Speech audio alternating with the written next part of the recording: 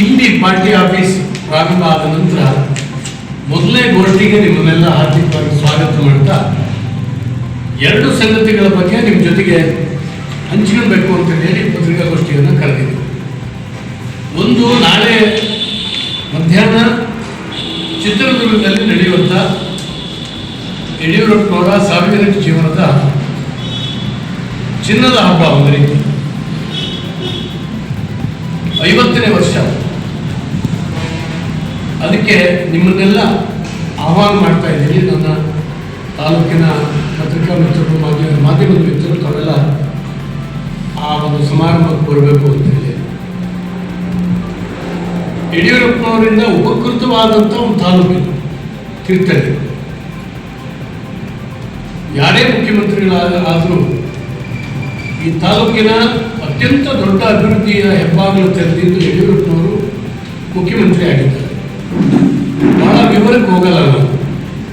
ಗೋಪಾಲಗೌಡ ರಂಗಮಂದಿರಕ್ಕೆ 3 ಕೋಟಿ ರೂಪಾಯಿ ತಂದು ಕೊಟ್ಟಿದ್ದಾರೆ. 24x7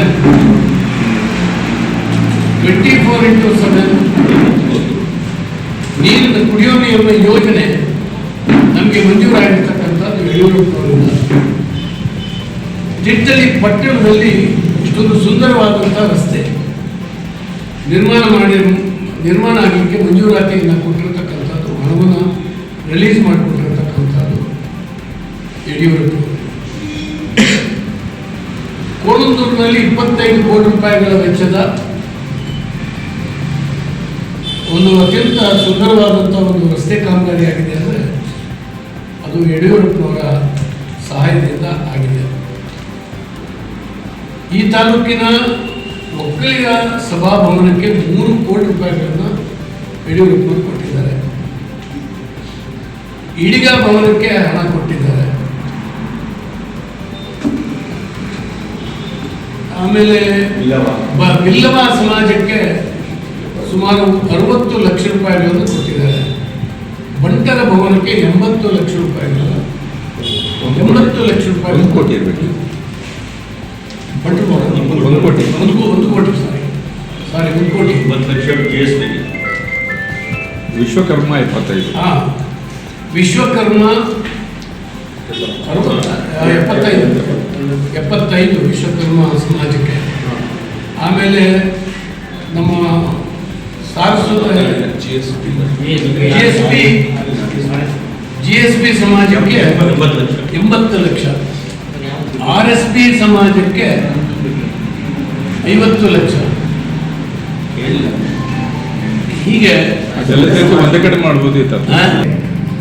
ಅಂದರೆ ಎಲ್ಲ ಸಮುದಾಯಕ್ಕೂ ಕೂಡ ಒಂದು ಸಂತೋಷ ಆಗುವಂಥ ರೀತಿಯಲ್ಲಿ ಆ ಸಮುದಾಯಗಳು ಆ ಕಾರ್ಯಚಟುವಟಿಕೆಯನ್ನು ಮಾಡಲಿಕ್ಕೆ ಸಣ್ಣ ಸಣ್ಣ ಸಮುದಾಯಗಳು ಕೂಡ ಒಂದು ದೊಡ್ಡ ಶಕ್ತಿಯನ್ನು ಅವತ್ತು ಕೊಟ್ಟಿರ್ತಕ್ಕಂಥವ್ರು ಯಡಿಯೂರಪ್ಪ.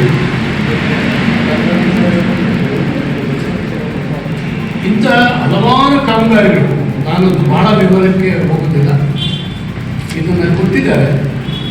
ಮತ್ತು ತಾಲೂಕ್ ಪಂಚಾಯಿತಿ ಕಟ್ಟಡ ನಿಮ್ಗೆ ಗೊತ್ತಿದೆ, ವಾಲಿ ಸಪೋರ್ಟ್ ಮುಚ್ಚಿಕೊಟ್ಟು ನಿಲ್ಲಿಸಿದೆ. ಇವತ್ತು 15 ಕೋಟಿ ರೂಪಾಯಿಗಳ ಒಂದು ಕಟ್ಟಡವನ್ನು ಕಟ್ಟಿ ತಾಲೂಕ್ ಪಂಚಾಯಿತಿ ವ್ಯಾಪ್ತಿಯ ಎಲ್ಲ ಇಲಾಖೆಗಳು ಒಂದೇ ಕಟ್ಟಡದಲ್ಲಿ ಇವತ್ತು ಕಾರ್ಯನಿರ್ವಹಿಸ್ತಾ ಇದ್ದಾರೆ ಅಂದರೆ ಯಡಿಯೂರಪ್ಪನವರ ಸಹಕಾರ. ಹೀಗಾಗಿ ಇವತ್ತು ವಿಶೇಷವಾಗಿ ಅವರ ಅಧಿಕಾರ ಈ ರೀತಿ ಅಭಿವೃದ್ಧಿಯ ಒಂದು ಶಕೆ. ನಾನು ಇಲ್ಲಿ ಪಕ್ಷ ಕಟ್ಟಲಿಕ್ಕೆ ಬಹಳ ದೊಡ್ಡ ಸ್ಫೂರ್ತಿ ಮನೆ ಯಡಿಯೂರಪ್ಪ. 75 ಇಸ್ವಿ ತುರ್ತು ಪರಿಸ್ಥಿತಿಯನ್ನು ವಿರೋಧಿಸಿ ನಾನು ಅವರು ಒಂದೇ ವರ್ಷ ಅರೆಸ್ಟ್ ಆದ್ವಿ. ಅಲ್ಲಿಂದ ಈ ಕಡೆ ಅವರ ಜೊತೆಗೆ ನಾನು ಕೂಡ ನನ್ನ ಸಾರ್ವಜನಿಕ ಜೀವನವನ್ನು ಪ್ರಾರಂಭ ಮಾಡಿದೆ. ಇವತ್ತು ರಾಜಕಾರಣಕ್ಕೆ ಬರೋರು ಬಹಳ ಜನ ತಮ್ಮ ಜಾತಿಯನ್ನು ಹಿಡ್ಕೊಂಡು, ಇಲ್ಲದೇ ಹಣಬಲವನ್ನು ಹಿಡ್ಕೊಂಡು ಭಾಳ ಶಾರ್ಟ್ ಕಟ್ನಲ್ಲಿ ಬರಲಿಕ್ಕೆ ಪ್ರಯತ್ನ ಮಾಡ್ತಾರೆ. ಆದರೆ ಯಡಿಯೂರಪ್ಪನವರು ಜನಪರವಾದಂಥ ಹೋರಾಟದ ಮೂಲಕ ಸೈದ್ಧಾಂತಿಕ ನೆಲೆಯಲ್ಲಿ ಪಕ್ಷವನ್ನು ಕಟ್ಟಿ ಅದರ ಮೂಲಕ ಅಧಿಕಾರವನ್ನು ಪಡೀತಾರೆ.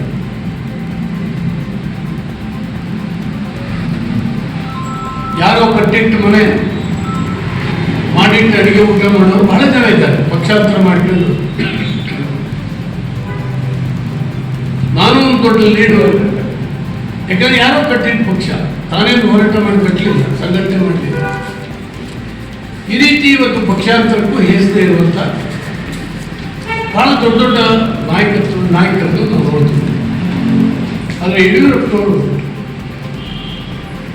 ಇಂತಹ ಸಂದರ್ಭಗಳು ಬಂದಾಗ ಒಂದು ವಿಶೇಷ ಸಾರ್ವಜನಿಕ ವ್ಯಕ್ತಿತ್ವ ಅಂತ ನಾವು ಕಾಣುತ್ತೇವೆ.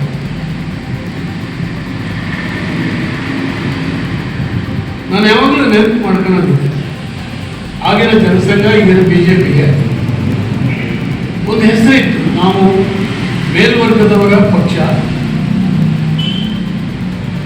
ವ್ಯಾಪಾರಿಗಳ ಪಕ್ಷ, ಹಿಂಗಿದ್ದೆಲ್ಲ ಹೇಳ್ತಾ ಇದ್ರು. ಆದರೆ ಯಡಿಯೂರಪ್ಪನವರು ಈ ಮಾತಿಗೆ ಬಹಳ ದೊಡ್ಡ ಟ್ವಿಸ್ಟ್ ಕೊಟ್ಟರು. ಅವರು ಬಗರ್ಕೂರು ಸಾಗುವಳಿದಾರರ ಪರವಾಗಿ ಮಾಡಿರ್ತಕ್ಕಂಥ ಹೋರಾಟ, ಪಾದಯಾತ್ರೆ, ನಮ್ಮ ಪಕ್ಷವನ್ನು BJPಯನ್ನು ತಗೊಂಡೋಗಿ ರೈತನ ಹೊಲಕ್ಕೆ ತಲುಪಿಸ್ತಾರೆ. ಜೀತದಾರಗಳು ಅಂತ ಇದ್ರು, ಯಾರು ಕೂಡ ಗುರುತಿಸಿರಲಿಲ್ಲ. ಯಾವುದೋ ಮನೆಯಲ್ಲಿ ಒಂದು ತುಂಡು ಬಟ್ಟೆಗಾಗಿ, ಹಸಿವಿಗೆ ಅನ್ನಕ್ಕಾಗಿ ತಮ್ಮ ಬದುಕನ್ನೇ ಮುಡುಪಾಗಿಟ್ಟು ದುಡಿತಾ ಇದ್ರು. ಅವ್ರಿಗೆ ಬೇರೆ ಏನೂ ಆಸೆ ಮಾಡಲಿಕ್ಕೆ ಆಗ್ತಿರ್ಲಿಲ್ಲ. ಅಂಥವ್ರನ್ನ ಆ ಜೀತದ ಸಮಸ್ಯೆಯಿಂದ ಬಿಡಿಸಿ ಹೊರಗೆ ತಂದಿರ್ತಕ್ಕಂಥದ್ದು ಯಡಿಯೂರಪ್ಪನವರ ಹೋರಾಟ. ಇದರಿಂದಾಗಿ ನಮ್ಮ ಪಕ್ಷ ಆ ದಲಿತರ ಕಾಲೋನಿಗೆ ಹೋಗುವುದು. ಈ ರೀತಿ ಒಂದು ವಿಶೇಷವಾದಂಥ ಟ್ವಿಸ್ಟನ್ನು ಕೊಟ್ಟಿರ್ತಕ್ಕಂಥವ್ರು ಯಡಿಯೂರಪ್ಪ. ಇವತ್ತು ಕೂಡ ಸಾರ್ವಜನಿಕ ಜೀವನದಲ್ಲಿ ದುಡಿಬೇಕು, ಬರಬೇಕು ಅನ್ನೋರಿಗೆ ಯಡಿಯೂರಪ್ಪನವರ ಈ ಹೋರಾಟದ ಜೀವನ, ಈ ಸೈದ್ಧಾಂತಿಕ ಸಂಘಟನೆಯಿಂದ ಕಟ್ಟಿರ್ತಕ್ಕಂಥದ್ದು, ಅಧಿಕಾರ ಪಡೆದಿರ್ತಕ್ಕಂಥದ್ದು ಒಂದು ದೊಡ್ಡ ಪಠ್ಯಪುಸ್ತಕ ಆಗ್ಬೋದು. ಅದರ ಮುಂದಿನ ತಲೆಮಾರು ಕೂಡ ಅದನ್ನು ಅಧ್ಯಯನ ಮಾಡಬೇಕು. ಹೇಗೆ ಒಬ್ಬ ರಾಜಕೀಯದಲ್ಲಿ ಮೇಲ್ಬರ್ಬೋದು. ಅವಕಾಶವಾದಿಗಳೇ ಆಗ್ತಕ್ಕಂಥ ಈ ದಿನಗಳಲ್ಲಿ ಸಿದ್ಧಾಂತವಾದಿಯಾಗಿ ಹೋರಾಟದ ಜೀವನ, ಬದುಕನ್ನೇ ಅರ್ಪಣೆ ಮಾಡಿರ್ತಕ್ಕಂಥ 50 ವರ್ಷ. ಈ ಹಿನ್ನೆಲೆಯಲ್ಲಿ ಚಿತ್ರದುರ್ಗದಲ್ಲಿ ಅವರ ಅಭಿಮಾನಿ ಸಮಾವೇಶ ನಾಳೆ ದಿನ ಆಗ್ತದೆ. ಅಲ್ಲಿಗೆ ನಮ್ಮ ಅಖಿಲ ಭಾರತ ಮುಖಂಡರಾಗಿರ್ತಕ್ಕಂಥ ಗೃಹ ಸಚಿವರಾಗಿರ್ತಾರೆ ಅಮಿತ್ ಶಾಜಿಯವರು ನಾಳೆ ಆ ಸಭೆಯನ್ನು ಉದ್ದೇಶಿಸಿ ಮಾತನಾಡಲಿಕ್ಕೆ ಬರ್ತಾ ಇದ್ದಾರೆ. ಬೇರೆ ಬೇರೆ ಸಮುದಾಯಗಳ ಮಠಾಧಿಪತಿಗಳು 1,000ಕ್ಕಿಂತ ಹೆಚ್ಚು ಜನ ಭಾಗವಹಿಸಲಿದ್ದಾರೆ. ಈ ಕಾರಣಕ್ಕಾಗಿ ಅದನ್ನ ಪಕ್ಷಾತೀತವಾಗಿ ನಡೆಸಬೇಕು ಅಂತ ಹೇಳಿ ಬಹಳ ವ್ಯವಸ್ಥಿತವಾದಂಥ ಕೆಲಸ ಇವತ್ತು ನಡೀತಾ ಇದೆ. ದೊಡ್ಡ ಏರ್ಪಾಡುಗಳು ನಡೀತಾ ಇದೆ. ತೀರ್ಥಹಳ್ಳಿಯಿಂದಲೂ ಕೂಡ ಸುಮಾರು ಒಂದು 5,000 ಜನರನ್ನ ಕರ್ಕೊಂಡು ಹೋಗಬೇಕು ಅಂತೇಳಿ ಈಗಾಗಲೇ ವ್ಯವಸ್ಥೆ ಆಗ್ತಾ ಇದೆ. ಇದು ಒಂದು. ಇನ್ನೊಂದು ವಿಷಯ ವಿಶೇಷವಾಗಿ ಪ್ರಸ್ತಾಪ ಮಾಡಬೇಕಾಗಿತ್ತು. ನಿಮಗೆಲ್ಲ ಗೊತ್ತಿದೆ, ಈ ತಾಲೂಕಿನಲ್ಲಿ ಮರಳು ಮಾಫಿ ನಿನ್ನೆ ಎಲ್ಲ ಮೊನ್ನೆ 6ನೇ ತಾರೀಕು ಬೆಳಗಿನ ಜಾವ 4 ಗಂಟೆಯಿಂದ ಸುಮಾರು 12 ಗಂಟೆಯವರೆಗೆ 200 ಲಾರಿ ಲೋಡ್ ದಬ್ಬಳಗದ್ದೆ ಒಂದು ಕ್ವಾರಿಯಿಂದ ಕಾನೂನು ಬಾಹಿರವಾಗಿ ಮರಳನ್ನು ಎತ್ತಿಕೊಂಡು ಹೋಗಿದೆ. ಈಗ ಒಂದು ದಿವಸ ಮೊದಲು ಮೀಡಿಯಾದಲ್ಲಿ ಮಾತನಾಡಿರ್ತಕ್ಕಂಥ ನಮ್ಮ ತಾಲೂಕಿನ ತಹಸೀಲ್ದಾರ್ ಟಾಸ್ಕ್ ಫೋರ್ಸ್ ಕಮಿಟಿಯನ್ನು ಮಾಡಿದ್ದೇನೆ, ಬಿಡೋದಿಲ್ಲ ಈ ರೀತಿ ಅಂತ ಹೇಳಿ. ಆದರೆ ಈ ಮರಳು ಹೊಡೆಯುವಾಗಲೇ ನಮ್ಮ ತಾಲೂಕಿನ ತಹಸೀಲ್ದಾರ್ ಬೆಳಿಗ್ಗೆ 7 ಗಂಟೆಗೆ ಆ ಸ್ಥಳಕ್ಕೆ ಹೋಗಿದ್ದಾರೆ. ಮರಳು ಕ್ವಾರಿಗೆ ಬೆಳಿಗ್ಗೆ 7 ಗಂಟೆ. ನಾನು ಕೇಳಿದೆ, ನಿಮ್ಗೆ ಯಾರು ಹೇಳಿದ್ರು, ನೀವು ಯಾಕೆ ಅಷ್ಟು ಬೇಗ ಹೋಗಿ ಅಂತ. ಹೋಗಿ ಕ್ವಾರಿ ಓನರ್ಸ್ ಯಾರ್ಯಾರು ಹೊಡಿತಾ ಇದ್ರು ಅವ್ರನ್ನೆಲ್ಲ ಸೇರಿಸಿ ಮಾತುಕತೆ ಆಡಿ ಬಂದಿದ್ದಾರೆ. ನಾನು ಕೇಳಿದೆ, ಉದ್ಘಾಟನೆಗೆ ಹೋಗಿದ್ದಿಲ್ಲ, ಹಸಿರು ನಿಶಾನೆ ತೋರಿಸ್ಲಿಕ್ಕೆ ಮರಳು ಹೊಡ್ಕೊಂಡು ಹೋಗಿ.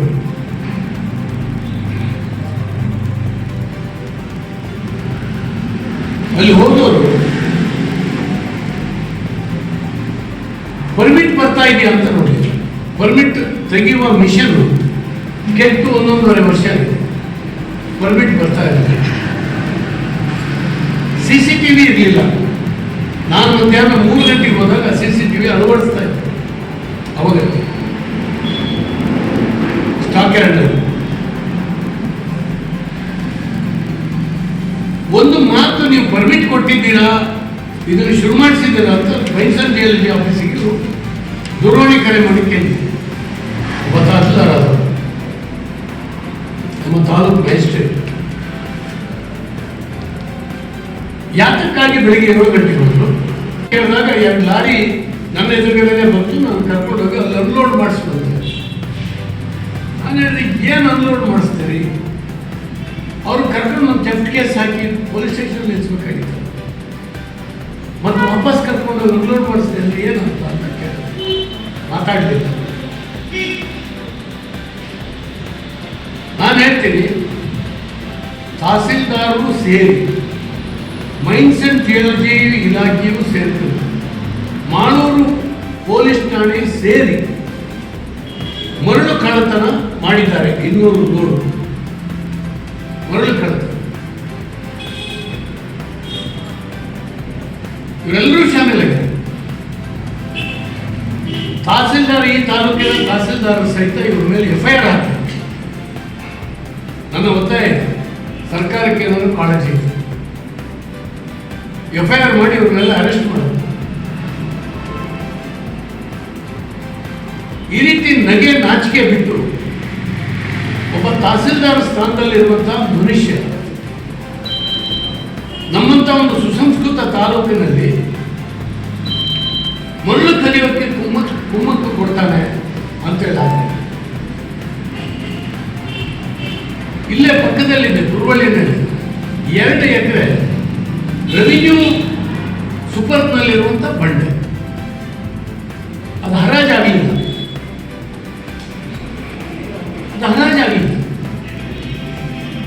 ಬಂಡೆಗೆ ಆಗಾಗ ಹೋಗಿ ಬರ್ತಾ ಇರ್ತಾರೆ. ಯಾತಕ್ಕಾಗಿ ಹೋಗಿ ಬರ್ತಾರೆ ಗೊತ್ತಿಲ್ಲ. ತಹಸೀಲ್ದಾರ್, ತೀರ್ಥಹಳ್ಳಿ ಪೊಲೀಸ್ನವರು ಮತ್ತು ತಹಸೀಲ್ದಾರ್ ಸೇರಿ ಆ ಬಂಡೆ ಮಾಡಿಸ್ತಾರೆ.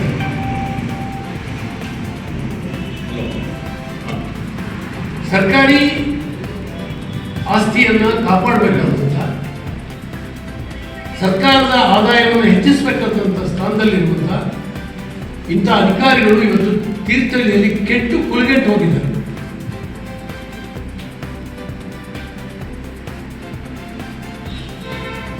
ಯಾರದೋ ಎಂಜಿಲ್ ಕಾಸಿಗೆ, ಕಳ್ಳತನ ಮಾಡೋರ ಎಂಜಿಲ್ ಕಾಸಿಗೆ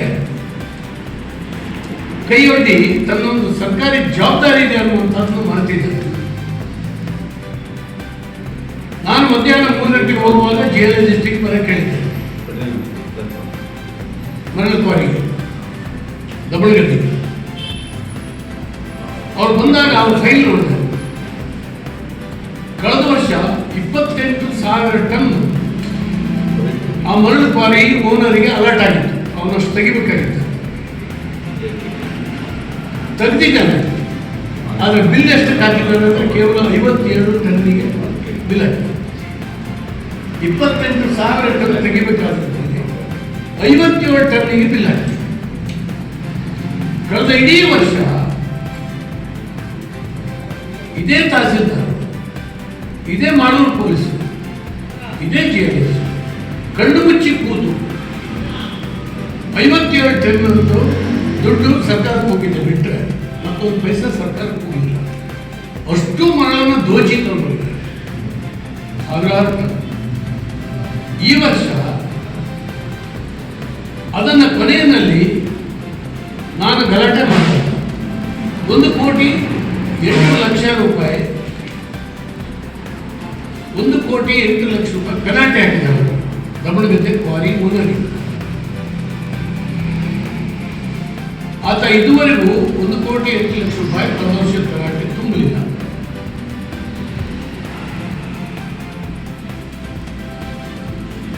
ಅವನು ತುಂಬದೇನೆ ಅಲ್ಲಿ ಯಾರಿಗೆ ಹತ್ರ ಹೋಗ್ಲಿಕ್ಕೆ ಬಿಡಬಾರ್ದಾಗಿತ್ತು. ನೀವು ಹೋಗಿ ಕಣ್ಣಲ್ಲಿ ನೋಡ್ಬೋದು, ನೋಡಬೇಕು ದಯವಿಟ್ಟು ನಾನು ವಿನಂತಿ ಮಾಡ್ತೀನಿ. ಹೊಳೆನಲ್ಲಿ ಲೂಟಿ ಹೊಡೆದು ಸುಮಾರು 2,000 ಲೋಡ್ ಮೇಲೆ ತಂದು ಹಾಕಿದ್ರು. 2,000 ಲೋಡ್ ಮರಳು ಅಂದ್ರೆ ಒಂದು 8-10 ದಿವಸದಿಂದ ಕೆಲಸ ಮಾಡ್ತಾ ಇದ್ದಾರೆ. ಮೊನ್ನೆ ಬೆಳಗಿನ ಜಾವ 200 ಲೋಡ್ ಅಲ್ಲಿಂದ ತಗೊಂಡೋಗಿ 300 ಹೇಳಿದ್ವಿ, 200 ಲೋಡ್ ಹೋಗಿದೆ. ಹಾಗಾದ್ರೆ ಇಷ್ಟು ದಿವಸ ಆತ ಮಾಡ್ತಾ ಇದ್ದಾನೆ, ಪೆನಾಲ್ಟಿ ಕಟ್ಟಲಿಲ್ಲ. ಈ ಸಾರಿ ಕೂಡ ಅವನಿಗೆ ಪರ್ಮಿಟ್ ಬರ್ತಾ ಇಲ್ಲ. ಪರ್ಮಿಟ್ ಕೊಡ್ಬೇಕಾದ್ರೆ ಅವ್ನು ಹಣ ಕಟ್ಟಿ ಬರ್ಬೇಕು. ಏನು ಮಾಡಿದರೆ ಸುಮ್ಮನೆ ಲಾರಿ ತುಂಬಿಸಿ ಕಳಿಸ್ತಾರೆ. ನಾನು ಹೋದಾಗಲೂ ಕೂಡ 50 ಲಾರಿ ಲೋಡ್ ಆಗಿರಲಿಲ್ಲ, ಹಾಗಾಗಿ ನಾನು ಸೀಟ್ ಮಾಡಿಸ್ಲಿಕ್ಕೆ ಆಗ್ತಿಲ್ಲ.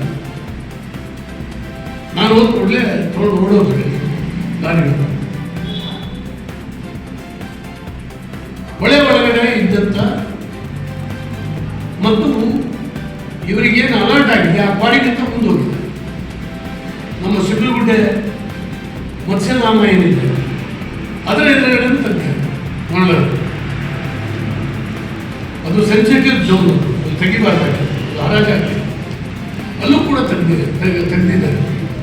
ಯಾವುದು ಬಾಂಡ್ ಅಂತೇಳಿ ಹೇಳಿ ಒಂದು ಬಾವುಟ ಹಾರಿಸಬೇಕಾಗಿದೆ, ಮಾಡಲಿಲ್ಲ.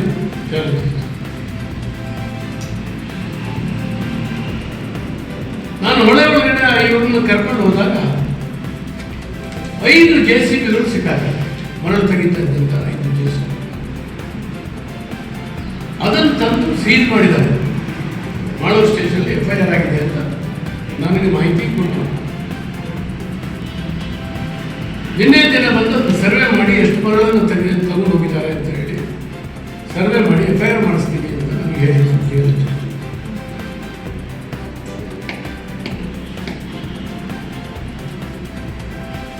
ಇದಲ್ಲದೆ ಮುಂಡೋಳಿ ಕೋರೆ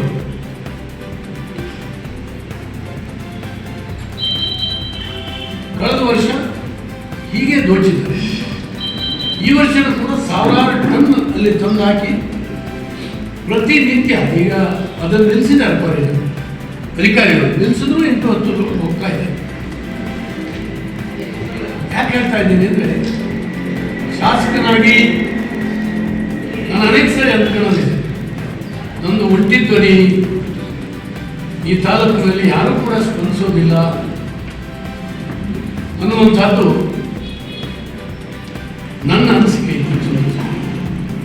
ಯಾಕಂದ್ರೆ ಶಾಸಕನಾಗಿ ನಾನು ಹೋಗಿ ಮರಳು ಕಾಯಬೇಕು, ಮರಳು ಕ್ವಾರಿ ಕಾಯಬೇಕು ಅಂತ ಅದು ನನ್ನ ದುರದೃಷ್ಟ ಆಯಿತು.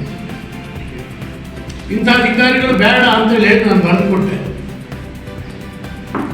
ಬೇಡ ಇಂಥವ್ರು ನಮ್ಮ ತಾಲೂಕಿಗೆ ಬೇಡ, ಯಾರನ್ನ ಹಾಕ್ಕೊಡಿ ಅಂತ ಹೇಳಿದ್ರು. ನಮ್ಮ ತಹಸೀಲ್ದಾರಿಗೆ ಟ್ರಾನ್ಸ್ಫರ್ ಆಯಿತು, ಪುನಃ ಇಲ್ಲೇ ತಂದು ಹಾಕಿದ್ದಾರೆ. ಇದಕ್ಕೆ ಆಡಳಿತ ಪಕ್ಷದ ಮುಖಂಡರು ಜವಾಬ್ ಕೊಡಬೇಕು ತಾಲೂಕಿನ ಜನಕ್ಕೆ. ಇವತ್ತು ತಾಲೂಕು ಆಫೀಸ್ ಕೆಟ್ಟ ಹಳ ಹೋಗಿದೆ. ಕಾಂಗ್ರೆಸ್ಸಿನ ಕೆಲವು ಮುಖಂಡರೇ ಧರಣಿ ಸತ್ಯಾಗ್ರಹ ಮಾಡೋದು ತಾಲೂಕು ಆಫೀಸಲ್ಲಿ. ಮೊನ್ನೆ ದಿನ ತಾಲೂಕು ಪಂಚಾಯಿತಿನಲ್ಲಿ ಒಂದು ನಿರ್ಣಯ ಆಗಿದೆ. ಈ ತಹಸೀಲ್ದಾರರಿಂದ ಇಡೀ ತಾಲೂಕು ಆಫೀಸಿನ ವಾತಾವರಣಕ್ಕೆ ಹಣ ಹೋಗಿದೆ. ಇವರಿಲ್ಲಿ ಒಂದೊಂದು ದಿನ ಇದ್ದರೂ ಕೂಡ ಅಪಾಯ, ಇವ್ರನ್ನ ಕಳಿಸ್ಕೊಡ್ಬೇಕು ಅಂತ ನಿರ್ಣಯ ಮಾಡಿದೆ. ತಾಲೂಕು ಪಂಚಾಯತಿ KDB ಸಭೆಯಲ್ಲಿ ನಿರ್ಣಯ ಪಾಸ್ ಆಗಿದೆ. ಆ ಪ್ರೊಸೀಡಿಂಗ್ಸ್ಗೂ ನಿಮ್ಗೆ ಕೊಡ್ತೀನಿ. ನಿರ್ಣಯ ಪಾಸ್ ಆಗಿದೆ. ಮೊನ್ನೆ ದಿನ ನಾವು ಬಗರ್ಕುಂ ಕಮಿಟಿ ಮೀಟಿಂಗ್ ಮಾಡಿದ್ವಿ. ಫೈಲ್ ಬರೋದಿಲ್ಲ. 24ನೇ ಇಸ್ವಿಯಿಂದ ಶುರುವಾಗಿದೆ ಬಗರ್ಕುಂ ಕಮಿಟಿ, ಫೈಲ್ಗಳೇ ಬರೋದಿಲ್ಲ. ತಹಸೀಲ್ದಾರಿಗೆ ಆಸಕ್ತಿ ಇಲ್ಲ ಬಡವರ ಕೆಲಸ. ಫೈಲ್ಗಳನ್ನು ಹೇಳಿ ಚರ್ಚೆಗಳನ್ನು ಮಾಡಿ ಬಗರ್ಕುಂ ಕಮಿಟಿ. ಕಾಂಗ್ರೆಸ್ಸಿನ ಸರ್ಕಾರದ ನಾಮಿನೇಟೆಡ್ ಸದಸ್ಯರು, ಕಾಂಗ್ರೆಸ್ಸಿನ ಮುಖಂಡರು ನನ್ನ ಜೊತೆಗೆ 3 ಜನ ಕೆಲಸ ಮಾಡ್ತಾರೆ. ಒಬ್ಬರು ವಾದಿರಾಜ್, ಇನ್ನೊಬ್ರು ನವೀನ್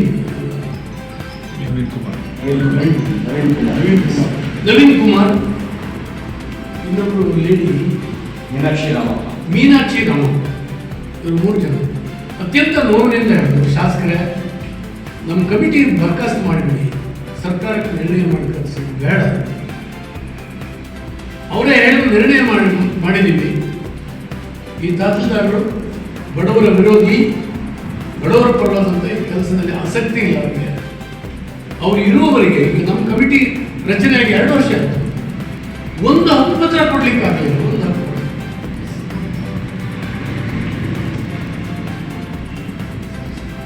ನಾನು ಬಹಳ ವಲ್ಗರ್ ಲ್ಯಾಂಗ್ವೇಜ್ನಲ್ಲಿ ಬೈದರೆ ನಮ್ಮ ತಾಲೂಕಿನ ಜನನೇ ಆಡ್ಕೊಂತಾರೆ, ಏನಪ್ಪ ಇಷ್ಟು 5ನೇ ಸರಿ ಶಾಸಕ ಆಗಿದೆ ನೀವು ಮಾತಾಡ್ತೀಯ ಸರ್ಕಾರಗಳಿಗೆ. ಆದರೆ ಈ ರೀತಿ ಕೆಲಸ ಆಗ್ತಾ ಇದ್ರೆ ನಾನು ಕಣ್ಣು ಮುಚ್ಚಿಕೊಂಡು ಕೂರ್ಬೇಕಾಗ.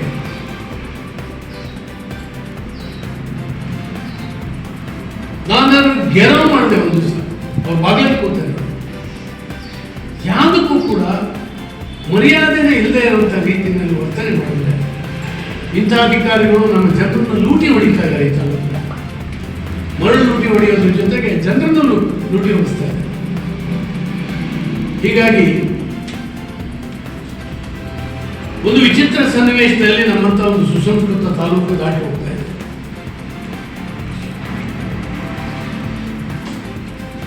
ಅದರಿಂದ ನಾನು ಈ ಸಂದರ್ಭದಲ್ಲಿ ಒತ್ತಾಯ ಮಾಡ್ತೀನಿ,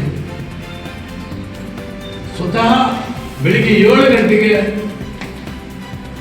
ಆ ಕ್ವಾರಿಗೆ ಹೋಗಿ ಕ್ವಾರಿ ಓನರ್ಸ್ ಜೊತೆಗೆ ಮಾತುಕತೆ ಆಗಿ ಬಂದಿರತಕ್ಕಂಥ ತಹಸೀಲ್ದಾರ್ ಕಣ್ಣು ಮುಚ್ಚಿ ಬಂದಿದ್ದಾರೆ ಮತ್ತು ಆ ಮರಳು ಕಳ್ಳತನದಲ್ಲಿ ಹೋಗಲಿಕ್ಕೆ ದೊಡ್ಡ ಕುಮ್ಮಕ್ಕನ್ನು ಕೊಟ್ಟಿದ್ದಾರೆ. ಅವ್ರ ಮೇಲೆ FIR ಆಗಬೇಕು ಅಂತೇಳಿ